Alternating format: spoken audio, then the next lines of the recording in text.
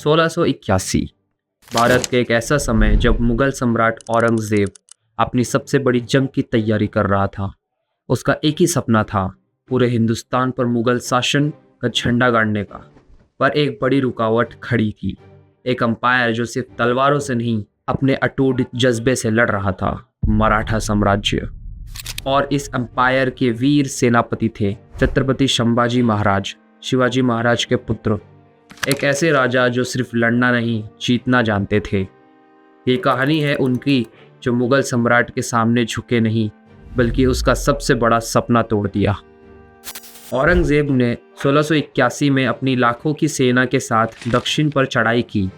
उसका सिर्फ एक ही लक्ष्य था, मराठा साम्राज्य का विनाश। लेकिन संभाजी महाराज किसी भी राजा जैसे नहीं थे। वो एक योद्धा थे जिन्होंने जंग का असली अर्थ समझा था।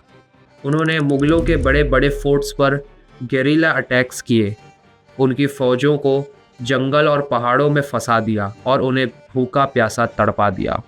औरंगज़ेब चिढ़ गया था, उसने अपनी पूरी ताकत लगा दी, लेकिन संभाजी महाराज हर बार उसके हाथ से निकल जाते। पर जब दुश्मन बाहर से नहीं जीत सकता तो वो अंदर से तोड़ने की कोशिश करता है। 1689 में एक गुप्तचर के धोखे से संभाजी महाराज को गिरफ्तार कर लिया गया। लेकिन आपको पता है, इतनी बड़ी हार के बाद भी उन्होंने मुगल सम्राट के सामने सर नहीं झुकाया। संभाजी महाराज का अंतिम बलिदान मराठा अंपायर के लिए एक नए युग की शुरुआत बन गया। और अगर आपको इस कहानी ने हैरान कर दिया तो सोचिए, जब ये सिल्वर स्क्रीन पर दिखेगी तो कैसी लगेगी। छावा, एक फिल्म जो संभाजी महाराज की वीरता को एक नए अंदाज में दिखाएगी।